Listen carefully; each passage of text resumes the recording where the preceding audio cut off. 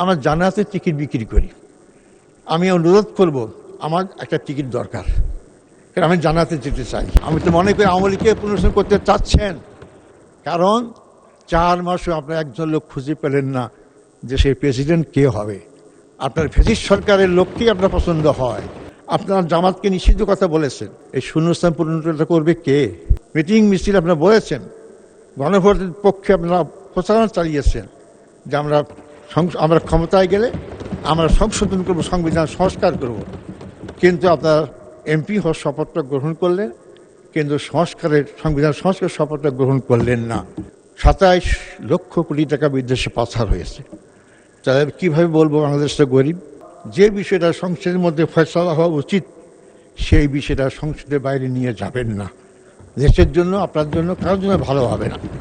আমি অত্যন্ত শ্রদ্ধার সাথে স্মরণ করি যাদের হাত ধরে আমি আমার দলের কাজ শুরু করি। আমার সেই দলের নেতা মওলানা মতিউর রহমান নিজামী, জনাব আলী হাসান মোহাম্মদ মুজাহিদ, জনাব মোহাম্মদ কামালুজ্জামান, জনাব আব্দুল কাদের মোল্লা, জনাব মীর কাসেম আলী, যাদের অন্যায়ভাবে মিথ্যা অসত্য মামলা সাজিয়ে জুডিশিয়াল কিলিংয়ের মাধ্যমে তাদেরকে হত্যা করা হয়েছে। যারা এই কাণ্ডের সঙ্গে জড়িত, আজকে আপনাদের সামনে আমি দাবি জানাতে চাই, যারা যেভাবে যতজন জড়িত আছেন তাদেরকে আইনের আওতা নিয়ে আসা হোক, তাহলে আইনের শাসন কায়েম হবে। আজ মাননীয় স্পিকার, শুধু জামাত ইসলামের এই 5 জনকেই নাটক সাজিয়ে ফাঁসির মাধ্যমে হত্যা করা হয়নি। আমাদের আরও 6 জন আমাদের দলের কেন্দ্রীয় নেতাকে বিনা চিকিৎসায় তাদেরকে জেলখানায় হত্যা করা হয়েছে। তাদের মধ্যে আমরা সবাইকে চিনি, তার মধ্যে আন্তর্জাতিক খ্যাতিসম্পন্ন মুফাসসিরে কোরআন হযরত মাওলানা দেলাওয়ার হোসেন সাঈদী সাহেব ছিলেন। এভাবেই একটি দলের শীর্ষ 11 জন নেতাকে হত্যা করার ইতিহাস আমার মনে হয় না বাংলাদেশের ইতিহাসে আছে। সবচেয়ে বড় জুলুমের শিকার আজকে আমরা। কিন্তু আরও কষ্ট লাগে, এই বাজেট শেষনেই যখন আমাদেরকে এমনভাবে আক্রমণ করা হয়, মনে হয় যে আমি এখন আমারই শাসনের মধ্যেই সীমাবদ্ধ আছি, আমাদের এখান থেকে বেরিয়ে আসতে হবে। মাননীয় স্পিকার, আমাদের এই দেশ সবার দেশ, সবাই এই দেশকে আমরা ভালোবাসি। দল তার নিজস্ব মতবাদ চিন্তাধারা থাকতে পারে। আমি বিশ্বাস করি কোনো দলই দেশের জনগণের অকল্যাণ চায় না। আমরা সবাই দেশের জনগণের কল্যাণ চাই। যে বাজেট উপস্থাপন করা হয়েছে জনগণের কল্যাণের জন্য উপস্থাপন করা হয়েছে, কিন্তু সেই কল্যাণের জন্য উপস্থাপিত বাজেট জনগণের কল্যাণ করবে কি না করবে না, যাতে এখনই বলা যাবে না। কেবল বাজেট আমাদের সামনে পেশ করা হলো, এর বাস্তবায়নের মাধ্যমে জনগণ জানতে পারবে বাজেট ভালো কি মন্দ। আমরা বক্তৃতার সুন্দর কথা মালার মাধ্যমে যতই কথা সুন্দর বলি না কেন, সুন্দরভাবে বাজেট বাস্তবায়নের মাধ্যমে যদি জনগণ সরাসরি উপকার পায় তার মাধ্যমে। মাননীয় স্পিকার, আমি অর্থনীতির ছাত্র না, তারপরেও বাজেট পেশ করার সময় যতটুকু অনুসরণ করতে পেরেছি, বুঝতে পেরেছি, তার আলোকে আমি কিছু কথা বলতে চাই। প্রস্তাবিত বাজেটের আকার 9,38,000 কোটি টাকা। এর বিপরীতে মোট আয় ধরা হয়েছে 6,95,000 কোটি টাকা। ফলে মোট বাজেট ঘাটতির পরিমাণ দাঁড়িয়েছে 2,43,000 কোটি টাকা, যা জিডিপির প্রায় 3.060%। এই বিশাল আকারে বাজেট বাস্তবায়নই হবে সরকারের জন্য সবচেয়ে বড় চ্যালেঞ্জ। রাজস্ব আহরণ অনিশ্চয়তা, ঋণের উপর অতিরিক্ত নির্ভরতা এবং উন্নয়ন ব্যয়ের সংকোচন বাজেট বাস্তবায়নকে কঠিন করে তুলতে পারে। সামষ্টিক অর্থনীতিতে স্থিতিশীলতা ফিরিয়ে আনার লক্ষ্য থাকলেও মূল্যস্ফীতি, বৈদেশিক ঋণের চাপ এবং বৃহৎ রাজস্ব ঘাটতির মতো বাস্তবতার মুখোমুখি হতে হবে। মাননীয় স্পিকার, এবারের বাজেট বাস্তবায়নের পথে কয়েকটি গুরুত্বপূর্ণ চ্যালেঞ্জ রয়েছে, আমি তা উল্লেখ করতে চাই। প্রথমত, বাজেটে মোট রাজস্ব বৈদেশিক অনুদান মিলিয়ে প্রাপ্তির লক্ষ্যমাত্রা নির্ধারণ করা হয়েছে 7,01,150 কোটি টাকা। এর মধ্যে জাতীয় রাজস্ব বোর্ডের রাজস্ব আদায়ের লক্ষ্যমাত্রা 47% বৃদ্ধি করে 6,29,000 কোটি টাকা নির্ধারণ করা হয়েছে। অথচ বাস্তবতা হলো 2024-25 অর্থ বছরে এনবিআরের প্রকৃত আদায় ছিল মাত্র 3,89,529 টাকা। অর্থাৎ রাজস্ব আদায়ের লক্ষ্যমাত্রা অর্জনে এনবিআর ধারাবাহিক ব্যর্থ হয়েছে। দ্বিতীয়ত, কর জাল বা ট্যাক্স নেট ব্যাপকভাবে সম্প্রসারণ, কর ফাঁকি রোধ, দুর্নীতি নিয়ন্ত্রণ এবং ডিজিটাল কর প্রশাসনে মৌলিক সংস্কার ছাড়া এই উচ্চাভিলাষী রাজস্ব লক্ষ্যমাত্রা অর্জন করা সম্ভব হবে না। তৃতীয়ত, সবচেয়ে উদ্বেগজনক বিষয় হল পরিচালন ব্যয়ের ক্রমবর্ধমান চাপ। বাজেটে পরিচালন ব্যয়ের পরিমাণ ধরা হয়েছে 6,05,740 কোটি টাকা, যা মোট বাজেটের একটি বড় অংশ। এর মধ্যে শুধু সুদ পরিশোধই ব্যয় হবে শুধু ব্যয় হবে 1,27,500 কোটি টাকা, যা পরিচালন ব্যয়ের প্রায় 21%। সুদ পরিশোধের এই রেকর্ড পরিমাণ দায় সরকারের আর্থিক সক্ষমতার উপর গুরুতর চাপ সৃষ্টি করবে। এই পরিস্থিতি উত্তরণের জন্য সুদমুক্ত আর্থিক উপকরণ, ফিনান্সিয়াল ইনস্ট্রুমেন্ট চালুর বিষয়টি গুরুত্বের সঙ্গে বিবেচনা করা প্রয়োজন। মাননীয় স্পিকার, সুদ একটি বড় পাপ, ইতিমধ্যে শুনেছেন আপনারা। এই সুদের জর্জরিত আছে বাংলাদেশের জনগণ। 92 মুসলিম দেশেই সুদ আমরা চলতে দিতে পারি না। এই সুদের গুরুত্বান্তিক অর্থনৈতিক ব্যবস্থা, সরকার সেই সুদভিত্তিক ঋণের পরিবর্তে যদি ইসলামী শরিয়া মোতাবেক রিটাইল সুকুক ইস্যুর মাধ্যমে জনগণের কাছ থেকে অর্থ সংগ্রহের বিকল্প বিবেচনা করতে পারে। সরকার আশা করছে এই বাজেটের মাধ্যমে দীর্ঘমেয়াদে কর্মসংস্থান বৃদ্ধি পাবে, কিন্তু উন্নয়ন সংকোচনের ফলে স্বল্প মেয়াদে চাপ কমলেও দীর্ঘমেয়াদে নেতিবাচক প্রভাব পড়ার আশঙ্কা রয়েছে। মাননীয় অর্থমন্ত্রী যদি খেয়াল রাখেন, এই সুকুক অর্থাৎ ইসলামী বন্ড বাংলাদেশ ইতিমধ্যে চালু হয়েছে। 2020 সালে বাংলাদেশ ব্যাংক কর্তৃক এই সুকুক চালু করা হয়। 2025 সালের ডিসেম্বর পর্যন্ত প্রায় 24,000 কোটি টাকার সুকুকের বন্ড জনগণের কাছে বিতরণ করা হয়েছে। যদি বাংলাদেশকে আমরা সুদ থেকে মুক্ত করতে চাই, 1 বছরে 2 বছরে পারবো না। তবে যদি আমরা প্রচেষ্টা শুরু করি, জনগণের টাকা নিয়ে জনগণের উপকার করে সুদমুক্ত যদি আমরা এই সুকুক বন্ড চালু করতে পারি, আমার মনে হয় ধীরে ধীরে বাংলাদেশ সুদমুক্ত হওয়ার পথে এগিয়ে যাবে, যেটা সবার জন্য কল্যাণকর হবে।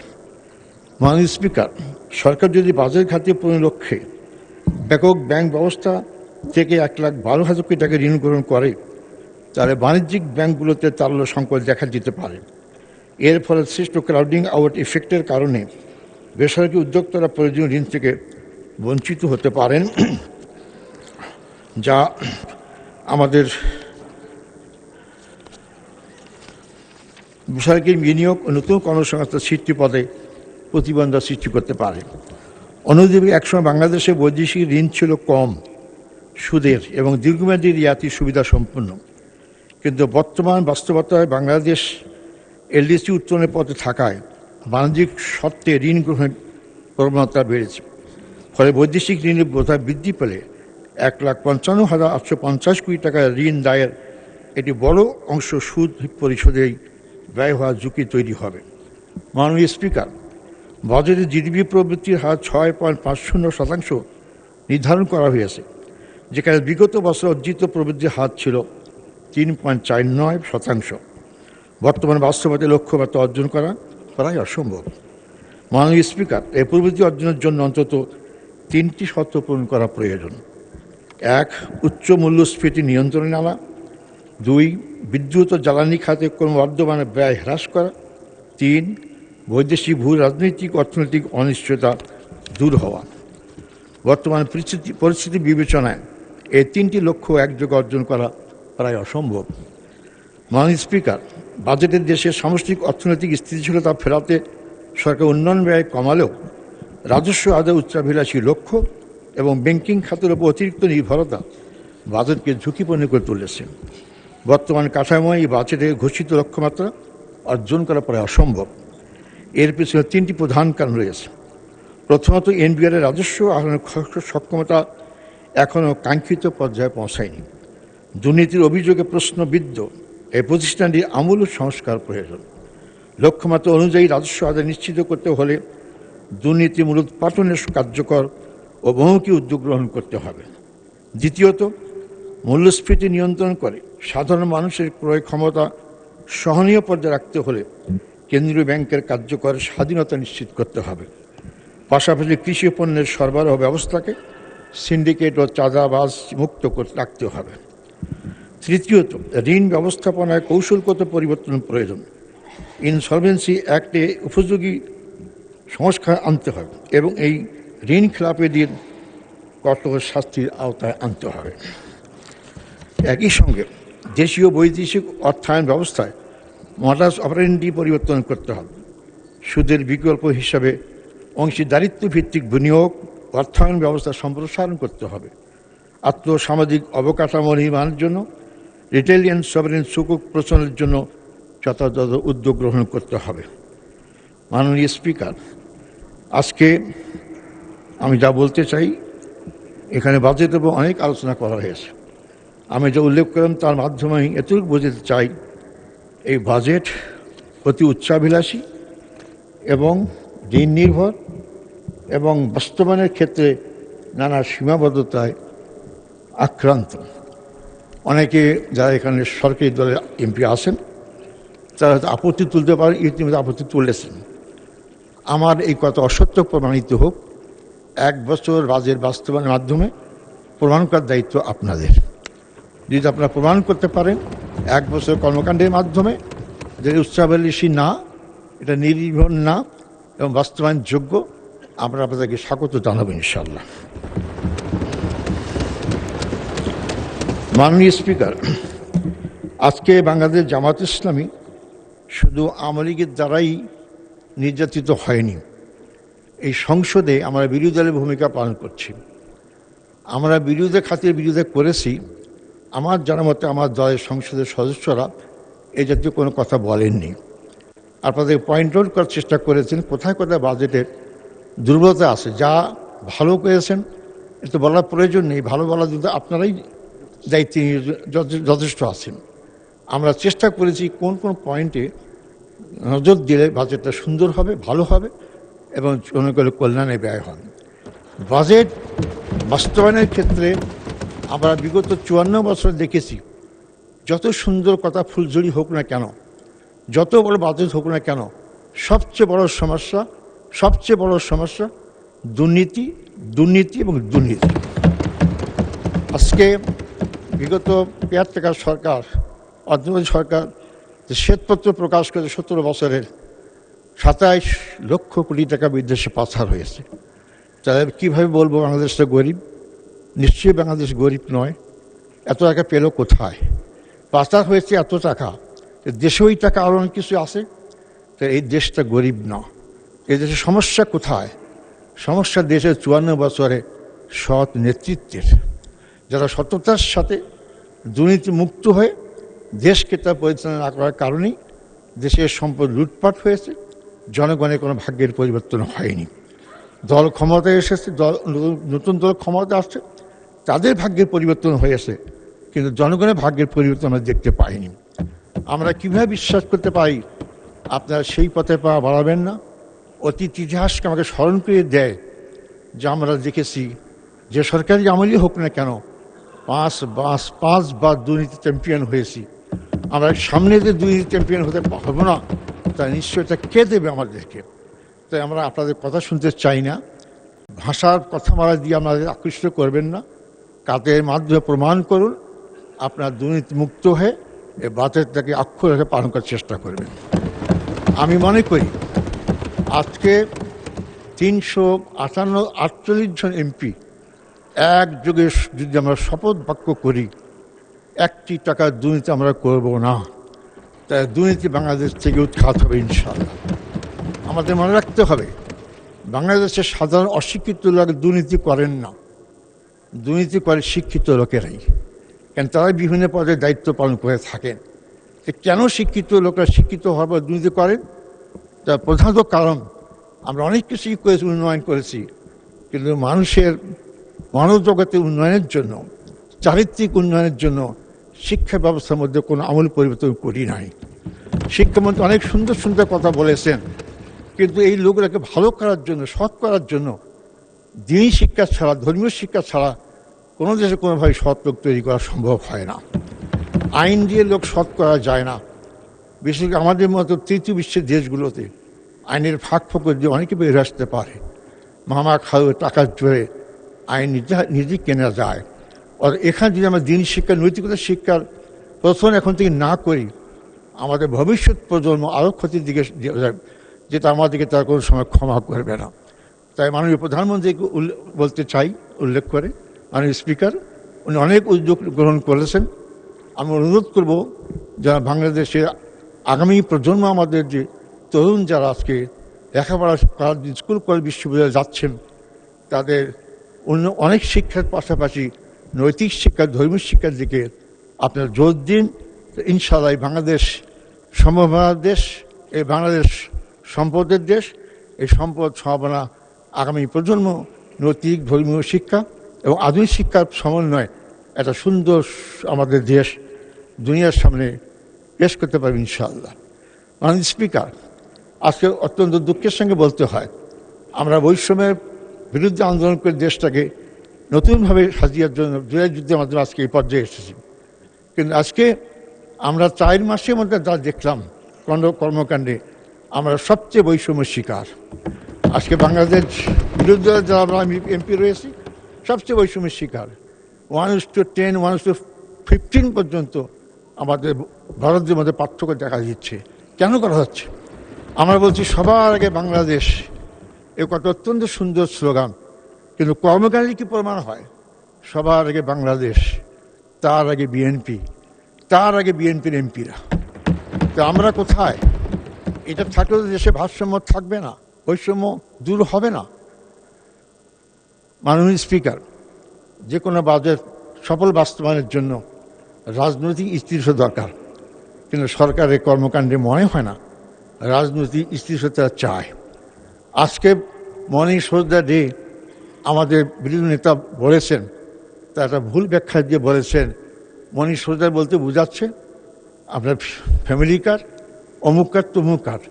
আরে ভাই, জন্ম তো হয়েছে আপনার পরে। আপনাদের আমাদের শপথ দিয়েছেন 12ই ফেব্রুয়ারি, 17ই ফেব্রুয়ারি। তাই জন্ম হলো তখনই তো আপনার শপথ একটা নেন নাই, যে শপথ জনগণের কাছে আপনারা ওয়াদা করেছিলেন। মিটিং মিছিল আপনারা বলেছেন, গণভোটের পক্ষে আপনারা প্রচারণা চালিয়েছেন যে আমরা ক্ষমতায় গেলে আমরা সংশোধন করব, সংবিধান সংস্কার করব। কিন্তু আপনার এমপি হওয়ার শপথটা গ্রহণ করলেন, কিন্তু সংবিধান সংস্কার শপথটা গ্রহণ করলেন না। তখন থেকেই তো আপনাদের সম্পর্কে জনগণের মধ্যে একটা বহুল সৃষ্টি হয়েছে। এবং এই জনগণের 70% জনগণের যে আকাঙ্ক্ষা, যে চাহিদা, যে দাবি, যারা দেশকে পরিবর্তন করবে, নতুনভাবে দেশ এগিয়ে যাবে, সেই আকাঙ্ক্ষা যদি আপনারা পূরণ করতে না পারেন, স্বাভাবিকভাবে দেশে রাজনৈতিক ইস্যু থাকবে না, রাজনৈতিক অস্তিত্ব সৃষ্টি হবে। আমরা যারা বিরোধী আছি, জনগণের কাছে ওয়াদাবদ্ধ যে আমরা বাংলাদেশকে আগের পিছের দিকে নিয়ে যেতে চাই না, বাংলাদেশকে আমরা এগিয়ে নিতে চাই। সংস্কারে একটা কাজও আপনি হাত দিলেন না, সবটাই বন্ধ করলেন। আপনার সুপ্রিম কোর্টে স্বাধীন বিচার থেকেও কিছু করতে পারলেন না, আইন বিচারালয় নিজে হাতে রাখার চেষ্টা করলেন, পুলিশ কমিশনকে মারলেন না আপনারা। আর অনেক কমিশন হয়েছে, একটু বাস্তবায়ন করা হয়নি। আশ্বাস দিচ্ছেন, আশ্বাসে মানুষ কতটুকু বিশ্বাস করবে? 4 মাসে পরে তো সে আশ্বাসে আমরা এখনও সন্তুষ্ট হতে পারলাম না।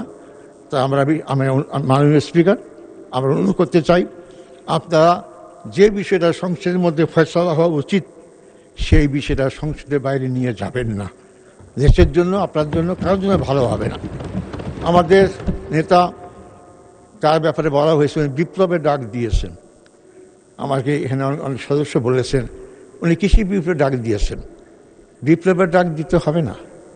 যে সত্যি সে চেতনা যদি ধারণ করেন আর বাস্তবায়ন না করেন, জনগণই বিপ্লব করবে। তো 17 বছর রাজনৈতিক দলগুলো আমি ফ্যাসিস্টকে সরাইতে পারি নাই, কিন্তু বিশ্ববিদ্যালয় কলেজ স্কুলের ছাত্ররাই যখন রাজপথে নেমে আসছে, আমরা তখন সাহস করে এগিয়ে গিয়ে এই শক্তিকে শক্তিকে আরও সংহত করে আমরা তাদের পতন করতে সমর্থ হয়েছি। তাই আপনারা যতই চেষ্টা করেন জোর করে ক্ষমতা থাকা যায় না। আপনারা জনগণের পালসটা বোঝেন, জনগণ কি চায়। তাই আমি মাননীয় স্পিকার আপনাদের মাধ্যমে আপনাদের বলতে চাই যে আপনারা অবিলম্বে জুলাই সনদ বাস্তবায়ন করেন, গণভোটের রায়কে আপনারা বাস্তবায়ন করার চেষ্টা করেন। মাননীয় স্পিকার, সময় আমার দিকে এগিয়ে শেষ দিকে হচ্ছে, এলাকা বলতে পারবো না। আপনারা জামাতকে নিষিদ্ধ কথা বলেছেন, আমি শুধু একটা কথা বলতে চাই, নিষিদ্ধের মাধ্যমে ধরলাম আমরা নিষিদ্ধ হয়ে গেলাম, এই শূন্যস্থান পূরণটা করবে কে? আপনারা কি একাই দেশ চালাবেন? আপনারা কি একদলীয় শাসন কায়েম করবেন? যে না করে এটা কে পূর্ণ করবে? আপনারা কি আওয়ামী লীগকে পুনর্বাসন করতে চাচ্ছেন? আমি তো মনে করি আওয়ামী লীগকে পুনর্বাসন করতে চাচ্ছেন, কারণ 4 মাসও আপনারা একজন লোক খুঁজে পেলেন না যে সেই প্রেসিডেন্ট কে হবে। আপনার ফ্যাসিস্ট সরকারের লোককেই আপনার পছন্দ হয়, তাকেই রাখার চেষ্টা করতেছেন। এত বড় বিএনপি দল, তাকে এত পছন্দ হয় কেন? তাদেরকে কোন থেকে ইঙ্গিত পেয়েছেন যে তাকে রাখতে হবে? আমরা জানি না। জনগণের কাছে আপনারা খোলাসা করুন, এবং আপনার ফ্যাসিস্টকে যদি নির্মূল করতে চান, ফ্যাসিস্টের সব কিছুই চিহ্নকার মুছে ফেলুন। তার প্রথম পদকে যে প্রেসিডেন্টকে আপনারা আপনাদের দলের প্রেসিডেন্টকে আপনারা নিজেরা ঠিক করুন। মাননীয় স্পিকার, আমি একটা কথা বলে আমার এলাকার কথা বলতে চাই। সেটা বলা হচ্ছে, আমার জান্নাতের টিকিট বিক্রি করি। আমি অনুরোধ করব, আমার একটা টিকিট দরকার, কারণ আমি জান্নাতে যেতে চাই। টিকিটের রঙটা কীরকম? কারণ সবটা টিকিট তো লাগবে। আমি যদি খেলাধুলা মাঠে দেখতে যাই, আমার টিকিট দেখাইতে হয়। প্লেনে যেতে হলে টিকিট দেখাইতে হয়, ট্রেনে চলতে টিকিট দেখাইতে হবে। আমাকে টিকিট দেখান যে আমার বিক্রি করছে, সে টিকিট দেখলে না বলবে টিকিটে বিক্রি করেছে। সে কেনই কথা বলেন? হ্যাঁ, আমরা টিকিট বিক্রি করি, আমাদেরটা না। আমাদের টিকিটটা কি? আল্লাহ বলেছেন টিকিটটা কি, যে বলছেন কি, নামাজ পড়ো জান্নাত যাওয়া, রোজা করো জান্নাত যাওয়া। এই নামাজ রোজাটাই টিকিট, এটা আল্লাহ দিয়েছেন। সেই কথাগুলো আমরা মানুষকে বলি, অর্থাৎ টিকিট আমরা বিক্রি করি না। মানুষ তো বলা শুরু করেছে যে জানাতে টিকিট বিক্রি করে, তো জাহান্নামের টিকিট বিক্রি করে কে? আমরা তো জানি না। কারণ জান্নাত আর জাহান্নাম দুইটাই তো আছে, তো জাহান্নামের টিকিট বিক্রি করে কে? এই জন্য অবান্তর কথাগুলো বলে আপনারা মানুষকে বিভ্রান্ত করবেন না। 17 বছর জামাতের বিরুদ্ধে যত অপরাধ চালানো হয়েছে, জামাত 2টা সিট থেকে 68 সিট আসছে। আমাদের জনগণকে দূরে ফেলা যায়নি। তা এই সমস্ত কথা বলে জনগণকে দূরে ফেলতে পারবেন না। আমাদের এখানে মন্ত্রী আছেন, উনি বলছেন তিস্তার, ওনার সঙ্গে সুরমির বলতে চাই, আপনি প্রধানমন্ত্রী চীনে গিয়েছেন, কী আলোচনা হয়েছে আমরা পুরো পত্রিকা জানতে পারিনি। অবিলম্বে তিস্তা ব্যারাজকে এখানে বাস্তবায়ন করা হোক, যা দ্রুতভাবে লোক উপকৃত হতে পারে। আমার নিজস্ব এলাকা রংপুরের মধ্যে বলদগঞ্জ তালাগঞ্জ অবহিত 70% রাস্তা কাঁচা, একটাও পাকা করা সম্ভব হয়নি। আমি আবেদন করব সংসদ মন্ত্রীর কাছে এই রাস্তাগুলো পাকা করার জন্য। ইফতাদায়ী মাদ্রাসা যা আছে সবগুলোকে যাচাই বাছাই করে সরকারি করার জন্য। ঢাকায় আমি মনে করি একটা বিশ্ববিদ্যালয় করা উচিত ছাত্রীদের জন্য, যারা মহিলা ছাত্রী হিসেবে পড়াশোনা করবে। সকল শিক্ষক যারা বেতন পায়নি, মাদ্রাসা শিক্ষক, তাদের বেতন দেওয়ার ব্যবস্থা করা হোক। এবং আমার এলাকার আরও যে সমস্যাগুলো আছে